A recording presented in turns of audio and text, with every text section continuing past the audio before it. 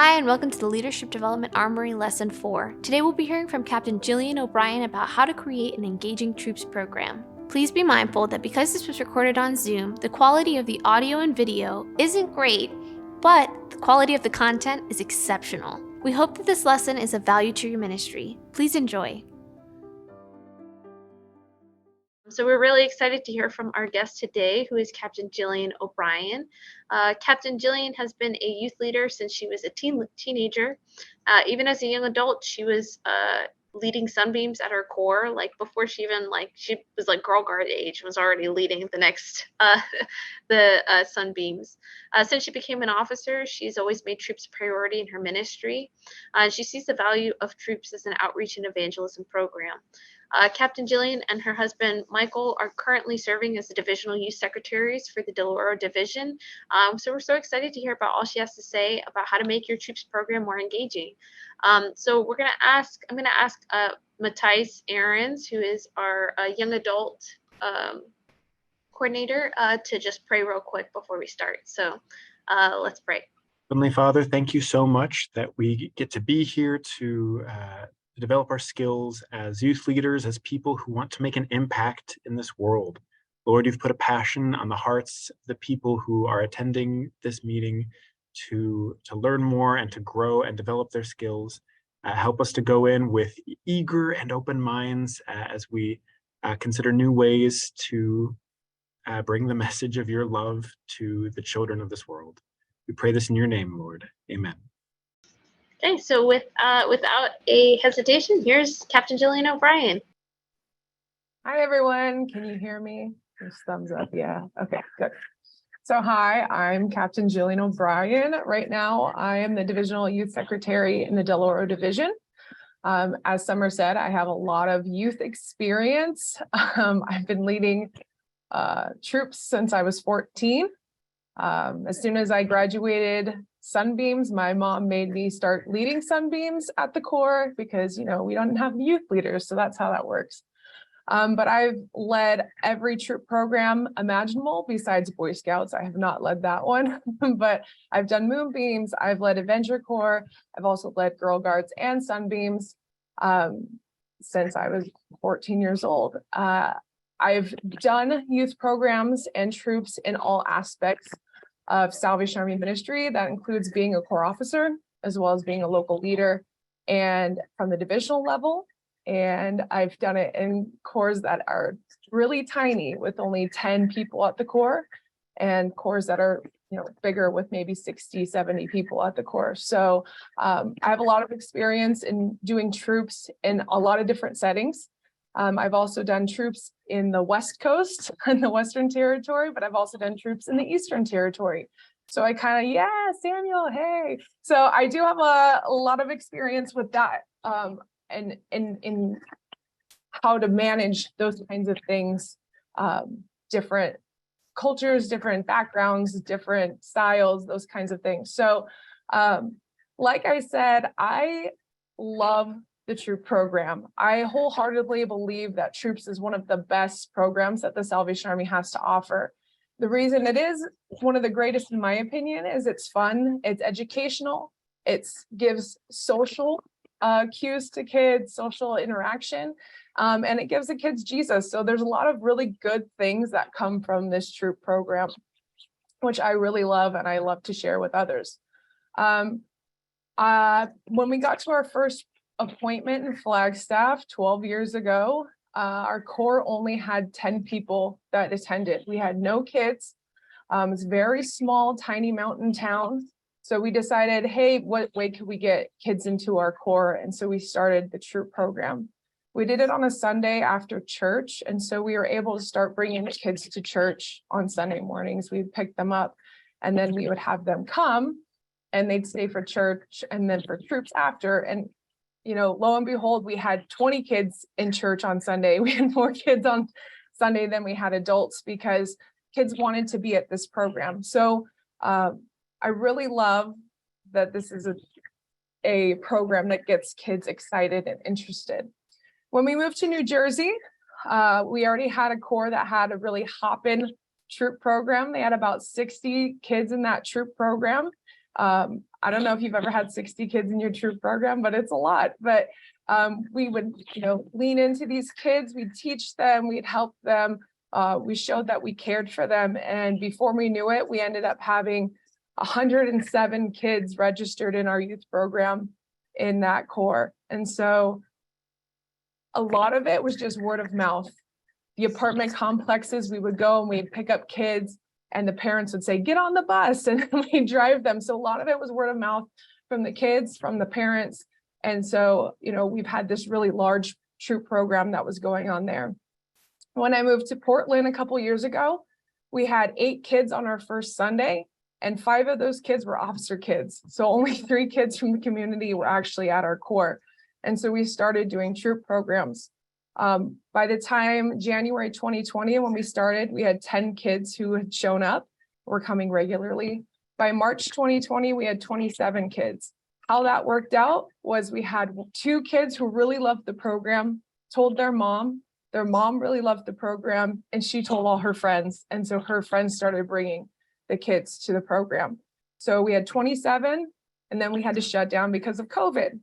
Well, we didn't stop youth programs. We kept doing youth programs monthly, virtually. And by the time COVID, when we were able to meet together again, we had 52 kids on our online troops. When we came back in person, 40 of those kids kept coming regularly. So a lot of different ways I've done troops: in person, online, big corps, small corps, divisionally, as a youth leader, as a corps officer. So I feel like I have a lot of experience in this area. So what I was asked was to give you some tips and tricks on how to make troops successful. Now, what I'm going to share with you, I don't think are necessarily tips or tricks. I think that they're just things that we should do to make a really good troop program. I don't think it's going to be anything new or mind-blowing, but I do think that sometimes when we get into the chaos that is troops, and the planning of it, and just being overwhelmed by troops, we can kind of forget these 5 things that really make the troop program succeed. So the first one is, do not be confined to the paperwork. Now, as a DYS, I probably should not be telling you this, because DYSs love to have paperwork and be able to say, here's your emblems. But paperwork and children do not mix well. Our kids are going to school 8 hours a day. They're doing paperwork all day long. When they come to your troop, they do not want to sit down and have to write down another 2 hours of work. They just don't want to do it. So for me, what I'm looking for as a DYS is that your kids understand the emblem material. That doesn't mean that you have to take that curriculum and have them write everything down. You could do it in a different, unique way. Should you as a leader know how to access the curriculum? Yes, you do need to know how to access the curriculum, because that is going to give you the outline of what you need in order for your emblem to reach that potential and be able for the kids to earn that emblem. But we don't need to have like the write down list by list things. It's just, it doesn't work. A lot of your kids probably don't read or write. And so making them sit and do this, they're going to hate you, and they're going to hate coming to troops, and they're not going to want to come anymore. So one of the things we can do instead is, if you have to maybe match something, we could do matching instead of writing stuff down. Have a matching thing. Maybe it's a picture game. Maybe it's an activity that they work together that can still get that lesson idea across without having to do paperwork. That is probably the most important thing I would say. Don't be confined to the paperwork. You as a leader, you have the flexibility to make it your own, to make it work for your kids. You know what your kids can do and what they can't do. You know what they like and what they don't like. So take pictures. If you're doing something, make a video. That way, when you're coming to me as a DYS and you're saying, hey, my kids want to earn high awards, here's all the emblems that they did, you can show me those things. And then I can ask the kid, hey, it looks like you had a really good time in this picture. Can you tell me what you were doing and why this relates to the emblem? The stories and of what they learned and how that relates to the emblem is what I'm looking for. I'm not looking for paperwork, because if I'm looking for paperwork, they probably don't even know what the paperwork is. They probably just copied it off the board. So for me, I'm looking for the stories, the pictures, the things that they enjoyed that go along with this emblem material, so that they engaged with it, they learned it, it's now become a part of them rather than just something that they've written down and they hated doing. So don't be confined to the paperwork. There's a lot of things out there that we can do, which brings me to my second point: be creative. Pinterest is my best friend when it comes to creativity. There's so many things online. There's so many homeschool moms who do a bunch of really cool stuff online. There's a lot of different websites that, like STEAM websites, STEM websites, all these different things that we can use, that we can borrow from to make our troop programs more exciting, more fun, less, I'm not going to say educational, because educational is great, but less like school activities, more fun activities, more hands-on learning. So that would be a really good thing. A lot of times we have kind of boring emblems. Now, I'm not going to say it, but the Salvation Army emblem's kind of boring. Okay, I just said it. It's kind of boring. Sitting there learning Salvation Army history is not necessarily the most fun thing for a third grader, right? And so how do we make this more exciting and more engaging? One of the things I did was I ended up making a Salvation Army escape room. And how did that work out? Like, how you have to know these specific things. You got to look into these things so that you can get to the next point, to the next point, to the next point. But as they're getting through these puzzles, they're learning different things about Salvation Army. That's not just sitting down, writing it down, right? So fun different things, make an escape room, make a scavenger hunt, something like that, that makes the Salvation Army badge more fun. The laundry badge is another one. It's like, who wants to do the laundry badge? It's super boring. One of the fun things we did with the laundry badge is we turned it into a relay race where we dumped a bunch of clothes. They had to sort them. Then they had to sit into a computer chair and spin around 10 times like it was the spin cycle. Then they had to crazily walk because they were super dizzy to the clothesline and then hang all of the clothing to clothes dry. So that's another fun way. You're learning the steps of the process, but you're not being bored out of your mind, right? So that's one of the important things, is making it creative. Another fun thing that you might see a lot in the material say, hey, go on a field trip here, go on a field trip here, go on a field trip here. You might not have the means to do so. You might not be near anything to be able to do a field trip like that. And so bring the field trip to your location. How do you do that? One of the things is the art emblem. It says, go see an art museum. When I was doing the art emblem, we couldn't go see an art museum. We didn't have the time, different things, couldn't do it. So I brought the art museum in. I printed a bunch of pictures. I put them all over the core. I put little things that said, like, this is who wrote it. I mean, this is who painted it. This is what it's called. Here's some information behind it.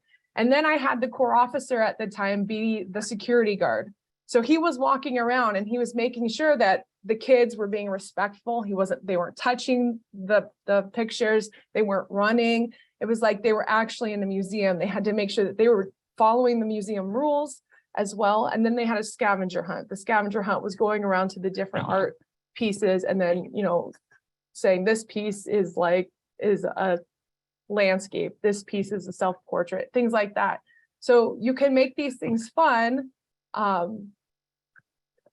and engaging and not have to follow the material.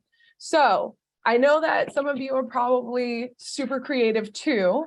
If you would like to, I know you're on all kind of not on your video, but if you want to say maybe some of the things that you've done to make something engaging that maybe wasn't how it was written in the material, but how you came about to make it fun and engaging. Does anybody have an example?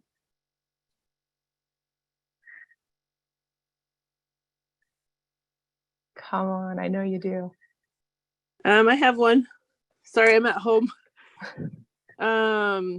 One time for Moonbeams, I think it was the safety or it was probably the safety badge, but we had marked out on the ground all the roads and stop signs and stuff like that. And then the little kids were kind of running around on it. And then they'd have to go the different speeds. And then we had people that were cars. I will say the kids that were cars were like trying to hit the pedestrians, but it was super fun just to talk about that. And then we actually like went outside and, we went all the way around on the intersection using all the crosswalks. But the little kids, I mean, they're just so fun anyway. They had a blast just seeing it all come together. So it was fun. Awesome. Anybody else?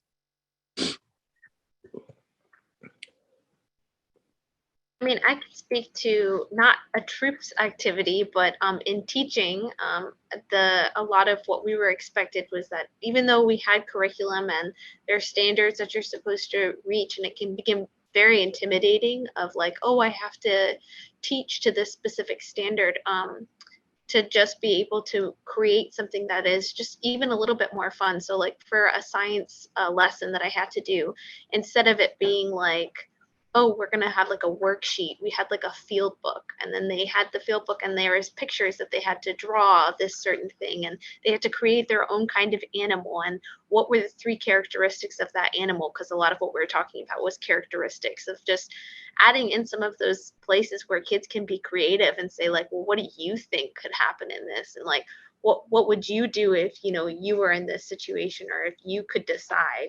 I think giving space for kids to be creative like that is so important too. And I feel like that's a lot of what we're trying to do with a lot of these programs, is teach those kinds of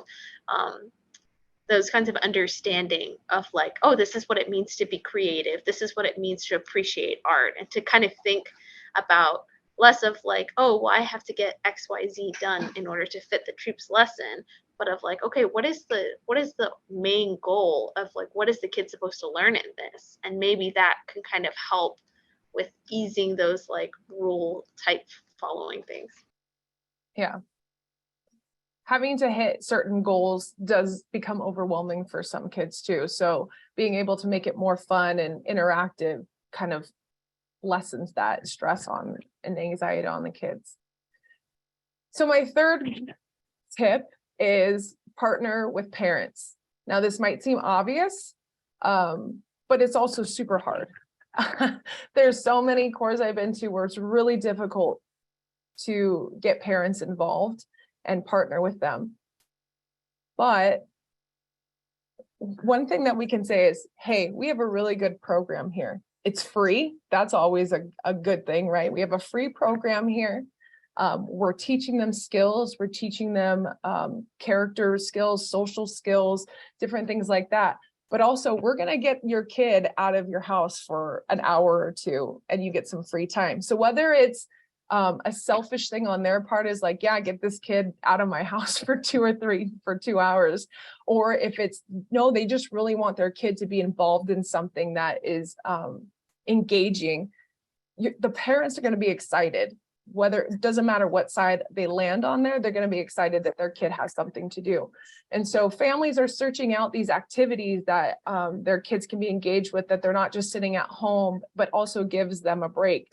And so this is a great opportunity for troops. This is a great way to promote troops, is saying, hey, this is this free program we have. We'll teach your kid, you'll get some free time. And then if it's a really good program and the kids are excited about being there, they're going to share with their families like, hey, we did this week. We did this week. And that's really how every troop that I've been a part of has grown. It's not really been like we've done promotional things. We try to promote at our back to school, or we try to promote, rally day or things like that. We've tried to promote, but really when it comes down to it, when I ask the parents like, hey, how did you hear about us? Where did you hear this? They say, oh, so-and-so's friend told my kid, or, so-and-so's mom told me to bring the kid here because it's such a good program. And so a lot of that is getting them involved, partnering with them, saying, hey, if you have friends, bring them in. The other thing is being intentional with the parents. So not just partnering with them, but being intentional and saying like, hey, we care for your kid, but we also care for you too.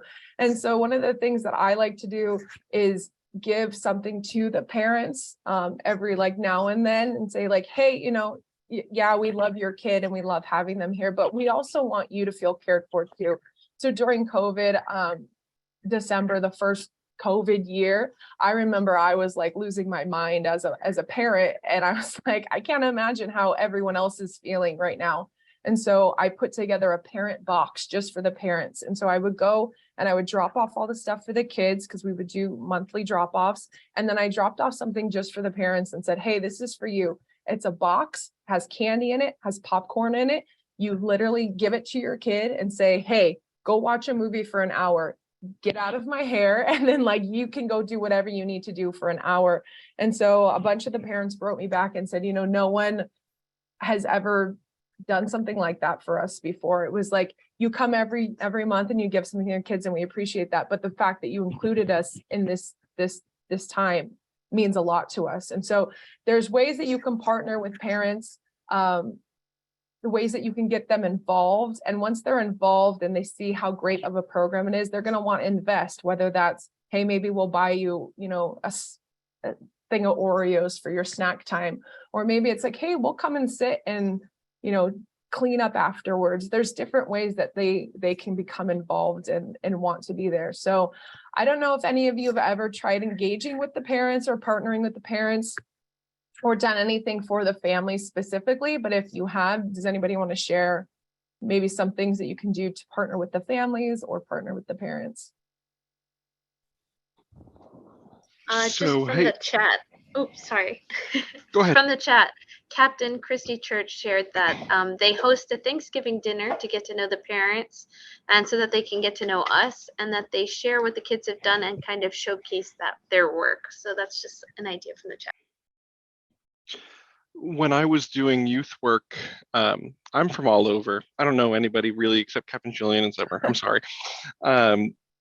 But when I was in the Central Territory during college and I was a youth worker at a corps there, I found the easiest, most cost-effective way I got parents involved, because that was a concern, was just monthly phone calls, just like checking in. A lot of the kids that we served at that corps were like the problem kids. It was a problem town. It was the town on that side of the tracks, however you want to put it. And so the only phone calls these parents got about their kids were come and get your kid, you're like that sort of stuff. And so parents just hearing like, hey, your kid's doing great. This is the stuff they're learning. We love having them. That got parents in attendance just because they like how rare it was for them to hear something constructive or awesome about their kid. Yeah. And that's really cool. I know that when I'm out in public and someone says, oh, your kids are so well behaved, I'm like, oh my gosh, thank you so much. Because at home, you might be like, these kids are terrible. But someone actually acknowledging the good that your kids are doing as a parent means a lot, especially when you're so stressed out. Some other ways, like Captain Christie said, having like a family night, family dinner where you kind of showcase what you're doing, what your work is. Being able to say, hey, this is what we're working towards. These are all the emblems that your kids have earned. We would always put our emblems up on the wall so that when parents came in to pick up, the kids could say, hey, look, here's my new emblem. And they would have all these lists of emblems that they had earned. And they would go, Mom, look at the new emblem I did. And so then the parents would be like, wow, like there's a lot of stuff going on here. Like you guys are doing a really good job. And that kind of got them more engaged in wanting to be a part of stuff. Another thing is like family troop days. Maybe you do a field trip where you invite the entire family to come out and say, hey, we're going to go to the museum. How about everyone in your family come and, we'll do lunch together. We'll do something like that. Family nights. I know a lot of course do movie nights or things like that, where it's not just the kid that we're caring for, but we're trying to care for the whole family. I think that's one of the big things is instead of just focusing on the kids, trying to bridge that gap into bringing the whole family in. So partnering with the parents, partnering with the families. So number 4 is use your community. Now, many times the curriculum suggests like field trips or a task or a skill that maybe you don't know how to do as the leader, but reach out to your community. There's a lot of people in your corps. There's a lot of people in your community who could be guest leaders. And all it takes is an ask. I love partnering with the police, with the fire department, with the rescue teams, just calling them and saying, hey, we're doing the community health and safety badge. Can you come and tell us, what you do? And then they come and they do this whole thing. They bring their fire truck. Sometimes they'll bring their canines out, which the kids love. I got arrested one day at the Corps during troops. The police came in, handcuffed me, took me out to the car, and then all of a sudden the kids were freaking out. And then, then they did their whole spiel, but they're like, Captain Jillian got arrested. And so they thought it was really funny. But there's different things that you can do. Like you could take them to the fire department where they show them where everything happens. We got to go to the fire department, see where they cook, where they sleep, where the pole is that they get to go down, things like that. So partnering with community is really cool. And that actually partners, I'm talking a lot about partnering because I think it's really important that we as a community partner with each other, but partnering with your community, because then you get those people bought into the Salvation Army and the work that they do. So it might just be a little like nudge here for troops, but maybe you get that police department to come out for your trunk or treat when you do your trunk or treat. Maybe you get that police department or fire department to come out and say, hey, we'll donate 50 bags full of stuff for back to school. And so these are little ins that, and especially the community, when they find out that we're doing this free program to educate kids, they're super excited about it. And then they want to know more of what we're doing. And so being able to have that little like, hey, you want to come teach first aid to our kids who are learning about first aid? And then they come and they say, wow, we had no idea Salvation Army did this. And you can say, well, let me tell you what else we do. And then that's a way to kind of get them into your ministry opportunities, like bell ringing, maybe it's them helping serve at your Thanksgiving dinner, things like that. So being able to partner with your community not only benefits our troop program, but benefits our Salvation Army as a whole, because now our community knows who we are and what we do. And a lot of times they don't know what we do, right? They think we just collect money and feed the homeless, and that's really it, or have a thrift store. And so being able to share all these opportunities for ministry that we have that they want to partner with, they're like, yeah, let's do it. So doing things like that, having field trips are a great thing too. If you have a national park nearby, that's a really cool field trip to do. When I was on the East Coast, we were in New Jersey, and we were doing, I think it was the American culture, or I don't know, world travel, I don't know, something, one of those emblems. And it literally said in there, take a field trip to the Statue of Liberty. And I thought to myself, we're so close to the Statue of Liberty. If we don't do this, we're going to regret this. And so we had some Corps members who sponsored us to take our kids to the Statue of Liberty, and we took all of our Rangers. We had about 18 Rangers that we took to the Statue of Liberty. They did the Junior Ranger program. We climbed to the pedestal of the Statue of Liberty and just had a really, really good time. And so if you have something like that nearby, take advantage of that. It's a really cool opportunity. And a lot of the national parks programs are free. You have to pay for the entrance fee sometimes, but usually the program, the Junior Ranger program, are free. Like going onto an ice rink, going to visit the police station, the fire department, a veterinary hospital, going to PetSmart for the pets thing, like all these things that we just don't think of. We're just not used to thinking that way. Branch out, like what can we do to bring this and make it more real for our kids? So does anybody have an idea of how you can reach out to your community for help, or even like field trip opportunities that you could do?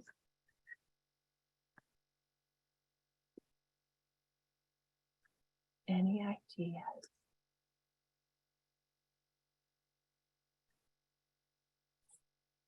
One thing that I did in Pomona, this is like years ago, so because our Corps had no money for field trips, so I had to get really creative. And the grocery stores will do, a lot of grocery stores will do tours, and then they actually, I don't know if they still do, so granted this is a couple years ago, but they actually had like gave the kids like a produce bag, like of extra produce, and they gave them like a pamphlet, and they showed them like how the food comes and how they stock shelves. And at first I thought, oh my gosh, this is gonna be really lame, like what kid wants to go to the grocery store? But it was actually really cool. And so I don't know, I would start there, especially if you have no money. Yeah. It's funny because a lot of times we think, okay, this is going to be so dumb. And that's like the thing that the kids remember the most. They're like, remember when we went and got free produce? Like, it's just like so exciting for them. So think about those kinds of things. Summer, you have something?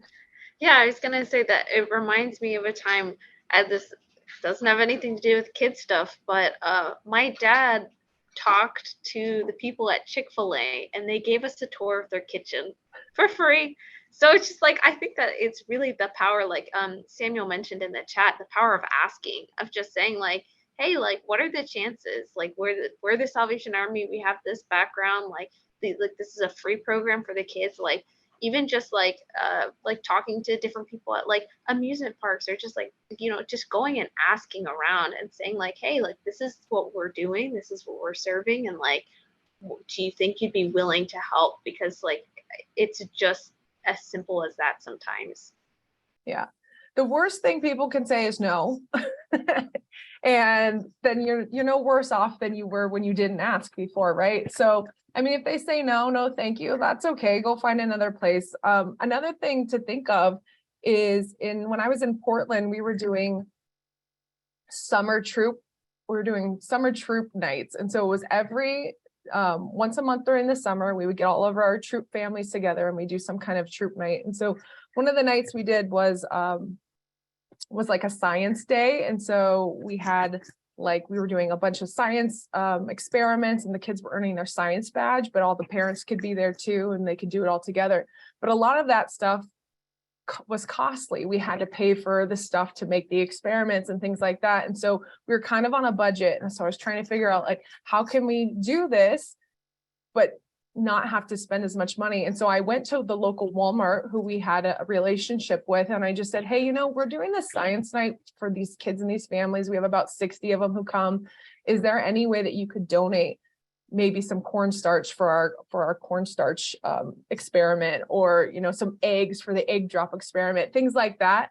And they're like, we're not going to donate, but we're going to give you a check for this much money and you can come buy it. I said, okay, cool. So they gave me a $500 check to purchase the supplies we needed for this night. And so just like it's just an ask. If they say no, they say no. But especially if you have that relationship with them through kettles, or you have a relationship with the store manager, or, you know, things like that, just being able to say, hey, you know, we serve these kids and their families, and we really would like to do this, but we don't have enough money for this.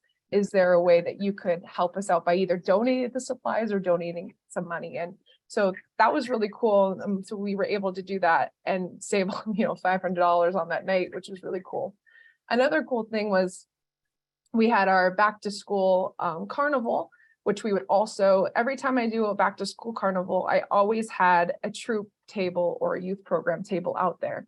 And in order for them to get their meal, they would get like a hot dog, they had to see my table. So that way I could talk to every parent who was there getting a backpack for their kid. They had to come to me to get the ticket to go get their food. And so that was something that was really cool. And so I'd have a thing, I would talk to them like, here's these free programs that we have. If you're interested, sign up here. If you're not sure, but you'd like more information, you can put your email address or phone number here. And then we were able to like send out flyers to them and, you know, bring people in that way as well. And so being able to use your community, but use your programs that you do as a Salvation Army to kind of bring people into is really cool. The other thing I want to talk about that is maybe you have a music program, or maybe you have a after school program, maybe you have a preschool. You can use troops in those things.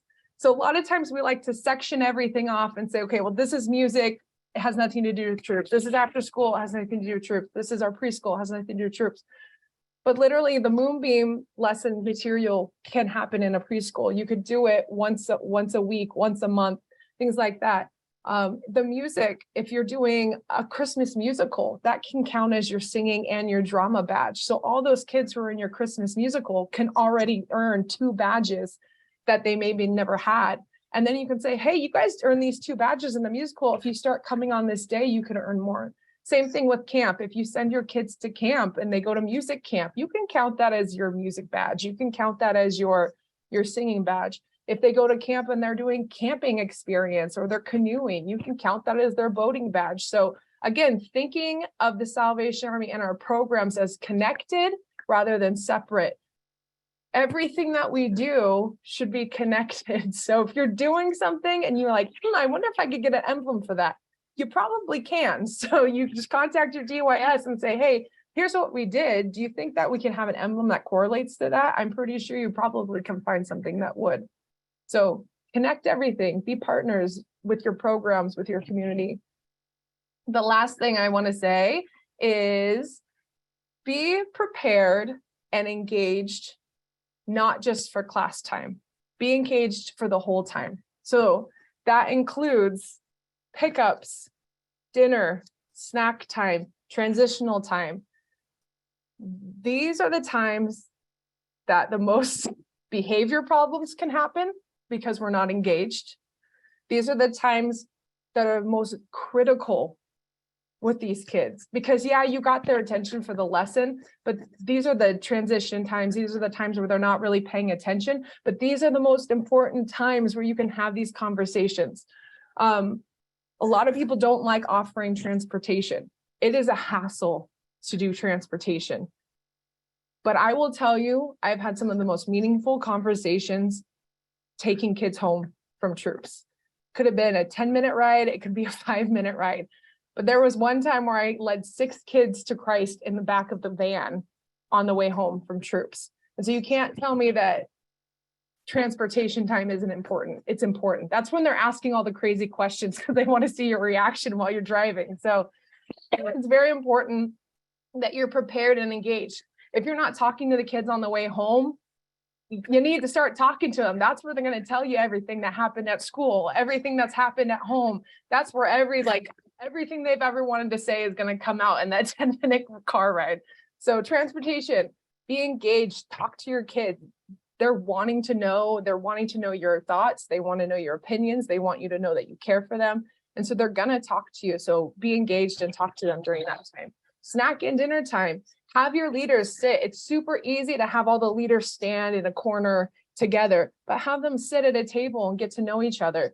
You could do it where you have like the specific leader sits with the kids that they're with, or you can change it up where you're like, hey, have the Adventure Corps leader come sit with the girl guard so that they can get to know each other, or things like that. You could swap it around.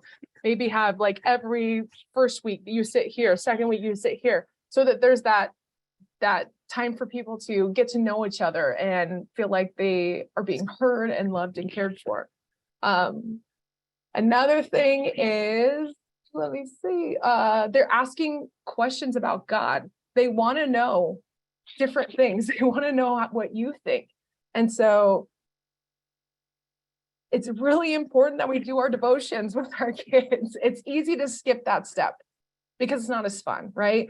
It's easy to skip that step, but it's an important step because they're looking for those answers. They want to know what you think. They want to know your thoughts. They want to know if what they're thinking is okay and things like that. So it's really important that we do talk about the devotions, that we do talk about Jesus.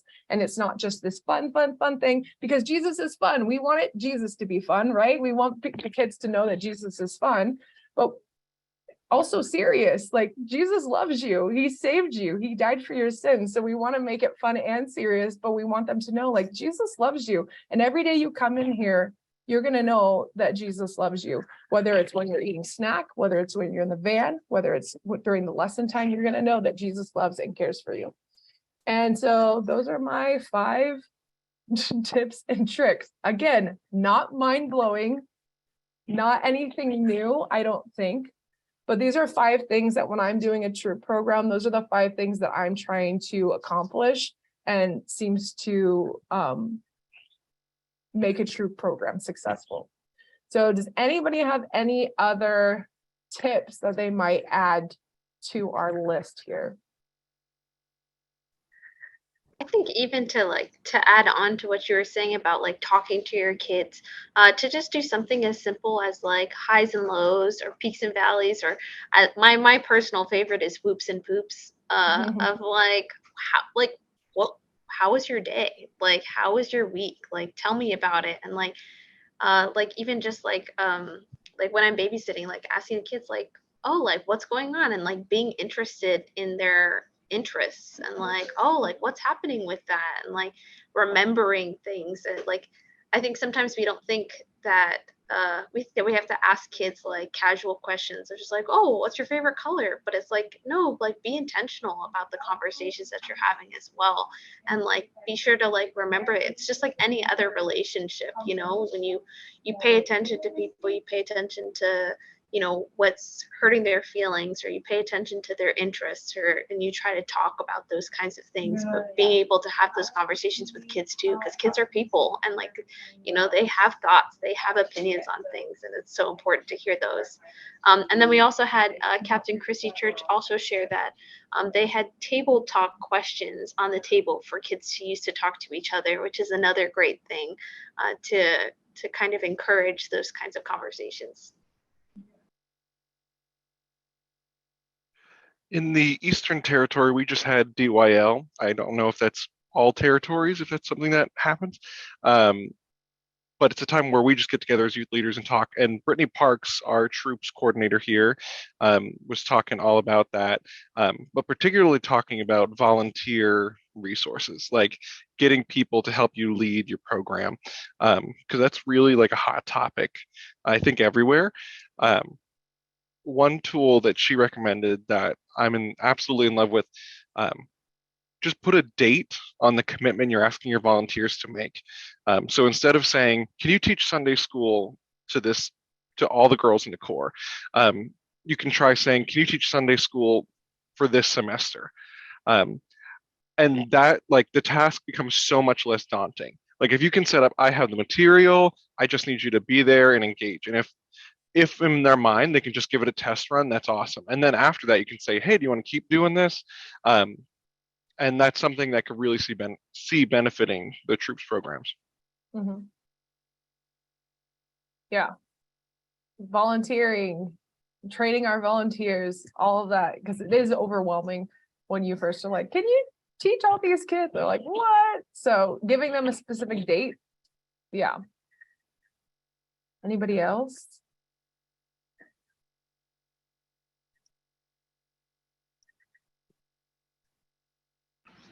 We also have some additional questions, and Jillian, you're welcome to answer these as well.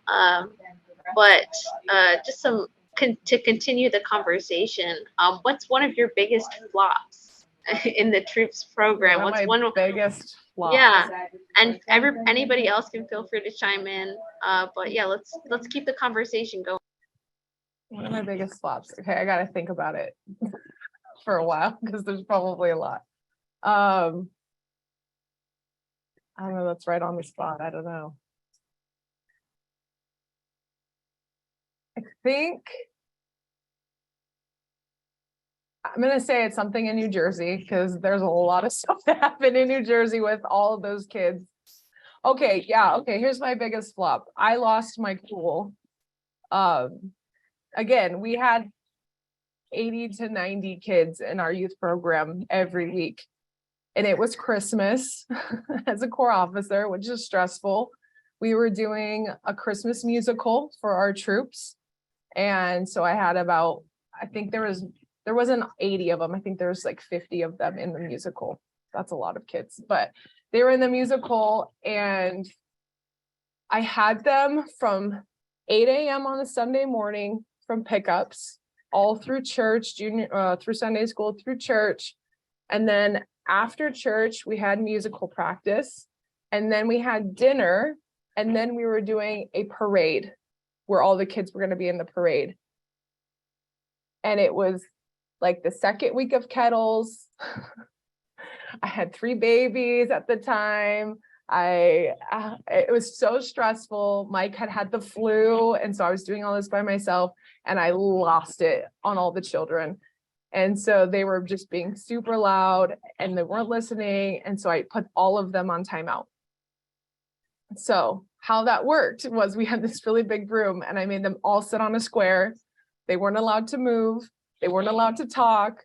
They were going to get a snack. And so I got them all a snack. All of my leaders were like, this lady's crazy. And then I just like went into the back of the kitchen and like cried for like 15 minutes. And then I came back out and I composed myself, and then we continued on with what we were doing. But even today, I still get messages from these kids on Facebook or Instagram or wherever they DM me now. And they say, remember that time you put us on timeout? And I go, yes, I do.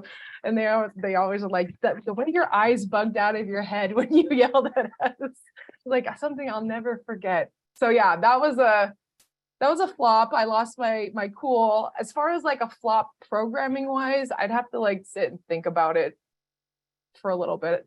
Give me some time. Maybe I'll remember. But yeah, losing your cool, it's a rough one. It's a rough one.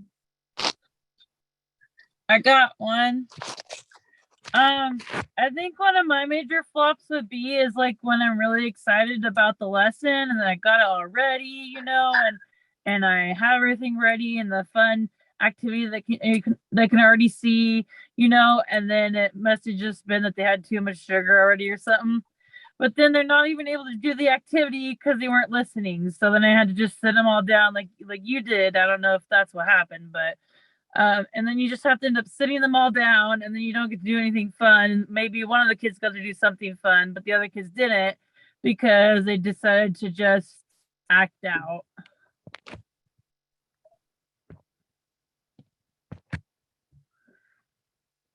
Yeah, I feel like almost every youth leader has had too much sugar with a kid at some point. Anybody else have a flop to share?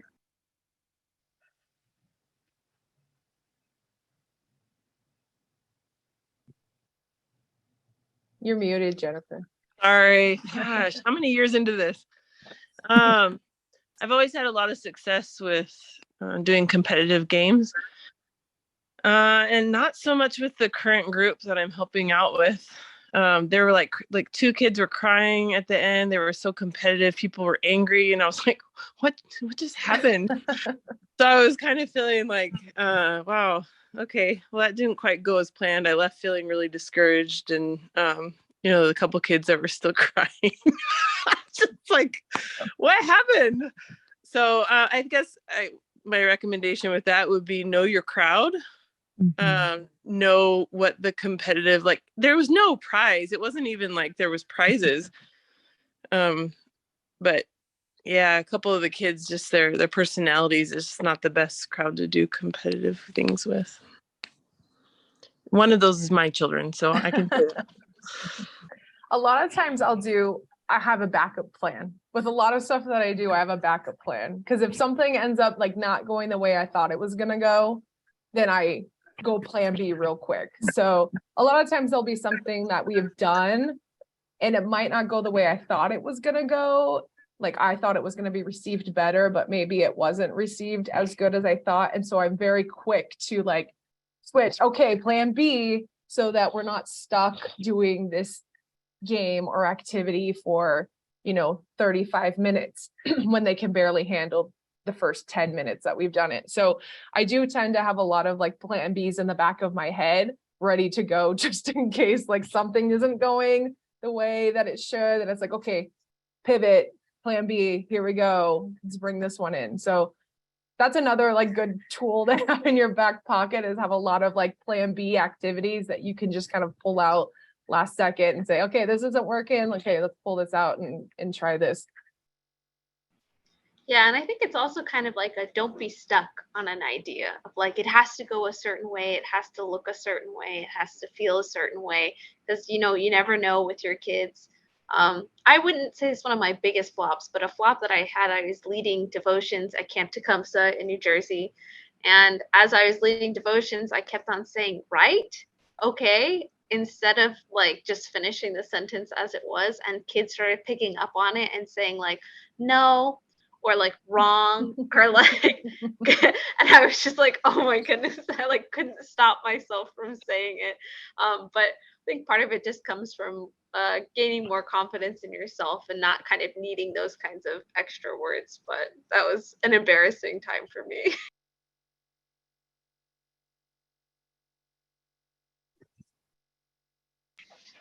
Okay, so another question. What is one resource you would love to have as a youth leader when it comes to troops?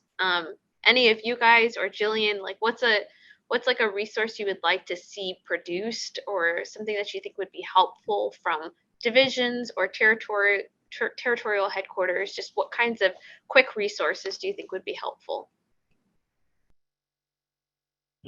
So one of the things I think would be helpful in most corps situations, I believe probably most corps are not split by sunbeams, girl guards, adventure corps, moonbeams. They're probably all together. They probably have, a small amount of kids that they can do it together. So I would love to see, and I know that there's some of this, but it's not great, a combined troop curriculum that you can do with all combined ages, or maybe just combined by, younger and older. That way you're not having to look at every piece of material and pull from them. So normally what I would do is if I was having everyone together, I would look at every troop material and then I'd pull from what I think would be the best activities from those 4 different materials. However, I will say that the Adventure Corps Explorer material is actually pretty well written right now.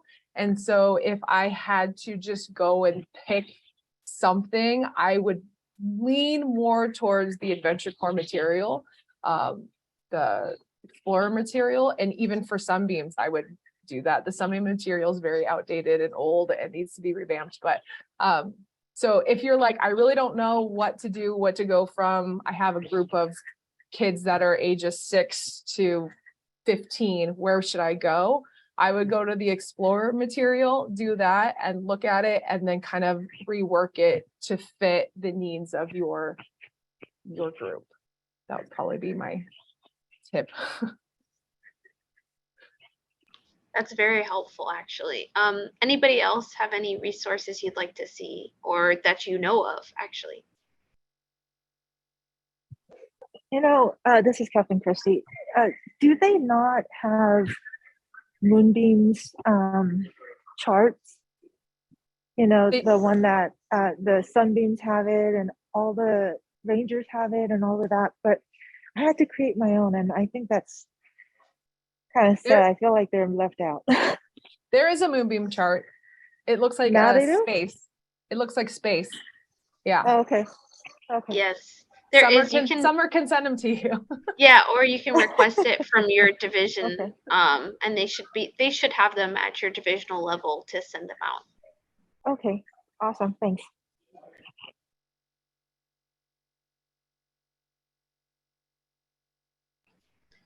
Okay, we will finish it off with one other question.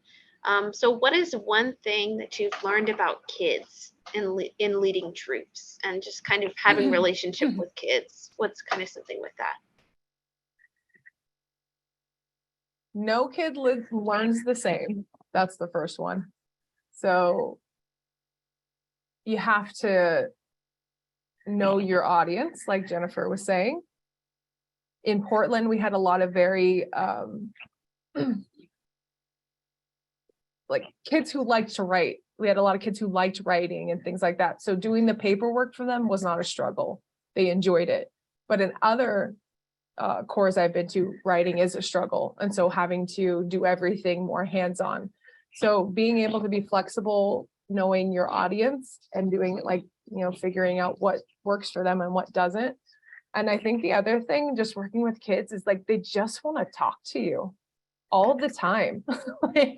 Even my own kids are always telling me stories, and I've noticed myself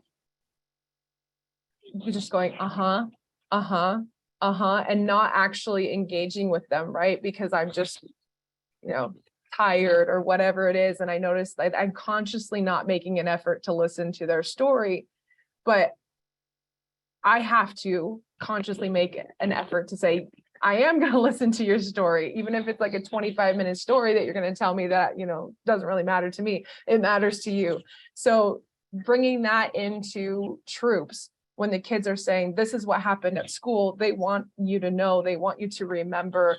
And then when they start coming back the next week, they expect you to remember the things that you've told them. And when you are able to remember those things, or you're able to like bring it back up, the look on their face of like, wow, they remember that, or they care about me enough to like have that be a part of their life too. I think it's just, they just want someone to listen and talk to and hear them and see them for what they like, who they are and things like that. And it's just, for us as adults, sometimes it's just like, okay, here's another story. Here's something that, you know, just one more thing that I have to take on. But I've just noticed, especially social distancing and all that now coming back, like they just want to tell you everything and they just want you to listen. And so for me as a leader, making that conscious decision that, yes, I'm going to listen to you, I'm going to care for you, I'm going to invest in your life as well, is super important. So knowing that not all kids learn the same and just listening to them is one of like the biggest things I've probably learned in the last however many years of doing this. Again, for me, troops isn't about the material. And I think if we make troops about the material, then we're doing troops wrong. Troops is about the kids and giving them a safe space and teaching them lessons and giving them something fun to do and teaching them skills, not the material, but community. That's what I think troops is. Yeah, and that's such a great way to kind of summarize this whole lesson today of just making troops about the kids and not being confined by the curriculum, not being confined by what has been told that you're supposed to teach. I think that it's good to have kind of like a background, and that curriculum is there to kind of provide that jumping off point of this is where we can start. But your job as a youth leader is to not kind of take content at face level. You need to adapt. You need to adjust based on the needs of the kids, based on their experiences, based on their backgrounds, and based on the relationship that you hopefully have with them. You know, that relationship is the most important part. So thank you, Captain Jillian, for all of your wise words today. We are so grateful to have you come and speak for us. And I will see you all next week. Have a good rest of your day. Bye. Bye.